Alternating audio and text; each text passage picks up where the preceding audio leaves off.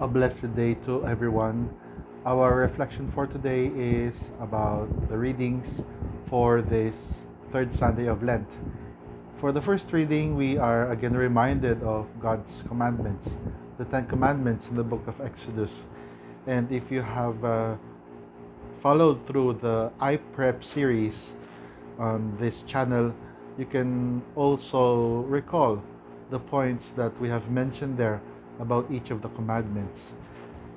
Our Lord always guides us to what is good for ourselves, and He presents to us the commandments in order for us to be oriented in our life, because He knows too well that we are frail human beings and that sometimes our notion of good and evil can be affected. And so He presents us those commandments as pathfinders for us so that we could know our path towards Him. The second reading tells us that the Jews were looking for miracles and the Greeks for a higher knowledge, while we, according to St. Paul's letter to the Corinthians, his first letter to the Corinthians, tells us that we proclaim a crucified Messiah. So, our dear St. Paul tells us that our focus should be on the crucified Messiah. Last week, we had reflected on the transfiguration of our Lord.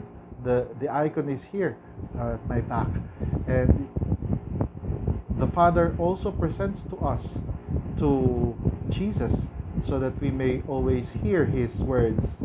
And yet, in the Gospel for today, according to St. John chapter 2, verses 13 to 25, we are presented with another side of our Lord. He is not always smiling, but sometimes He gets angry. And you might ask, Father, is anger not a sin? Yes, it is, normally. But our Lord did not sin, of course. And was He angry? Yes. And so we may ask ourselves, what type of anger was it? It was a righteous anger. Why? Because He was sad and He was angry for the commercialization of worship that had happened during His time. Because instead of leading the people to God, those who were entrusted with the temple worship, the priests there in the temple, were only after their profits because of the commissions that they might have been receiving from those who have been selling animals for sacrifice, animals or even grains for sacrifice. And this brings us to the question, what has it to do with me?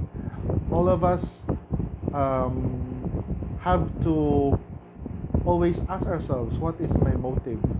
What is my motive of doing what I am doing? For example, praying. Am I praying just because I am looking for something or asking for something? Or have I prayed just for the sake of giving thanks to the Lord? It is always good to ask ourselves, even our friendships. Do I make friends because I see only something which I can ask from this person? Or do I make friends sincerely because I want to share my life with them or to lead them to the Lord? The commercialization of worship is a very sad thing, especially when it becomes a trend. And all of us Christians, including us priests, nuns, bishops, all of us in the church, have to ask ourselves, are we using the name of the Lord our God in vain? Are we using Him for monetary purposes?